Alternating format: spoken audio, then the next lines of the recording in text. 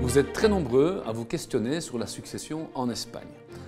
Rassurez-vous, vous êtes au bon endroit. Depuis l'entrée en vigueur du règlement européen, la loi applicable à la succession est celle de l'État membre dans lequel le défunt est décédé, et cela pour l'ensemble de ses biens, et ce, dans le cas où le défunt résidait fiscalement dans le pays. Prenons un exemple. Si M. X, de nationalité belge, décède à Barcelone, où il résidait depuis de nombreuses années, sa succession sera soumise à la loi espagnole.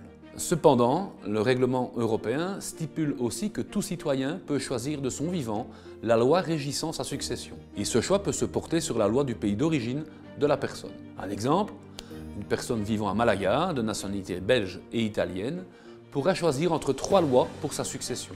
La loi espagnole, par défaut, la loi belge ou italienne, si elle le précise dans son testament. Intéressons-nous à présent sur la succession en Espagne pour les non-résidents. La législation d'application sera celle du pays dans lequel résident les héritiers. C'est pourquoi c'est le notaire belge qui pilotera la succession, même s'il existe des biens en Espagne. Néanmoins, il existe 2 scénarios possibles en matière de succession en Espagne. La succession avec et sans testament. En Espagne, le testament constitue le titre de succession officiel. Si vous disposez d'un bien immobilier en Espagne, il est nécessaire de fixer vos dispositions dans un testament.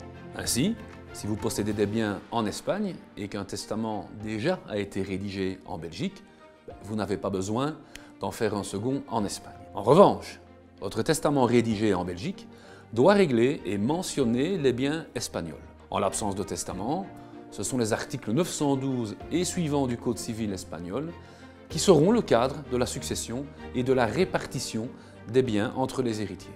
Enfin, comme en Belgique, chaque héritier est tenu de payer l'impôt sur la succession ou droit de succession, et ce, proportionnellement aux biens qui lui sont attribués. Toutefois, pour les héritiers qui ne sont pas de nationalité espagnole, une phase complémentaire est indispensable en amont. Il s'agit du numéro d'identification d'étranger, NIE, équivalent à un numéro d'identification fiscale pour les citoyens espagnols.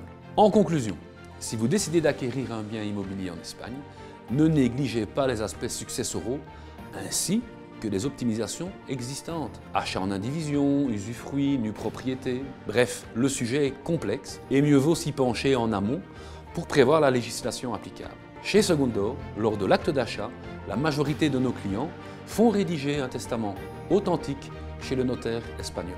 N'hésitez pas à nous contacter pour plus d'informations.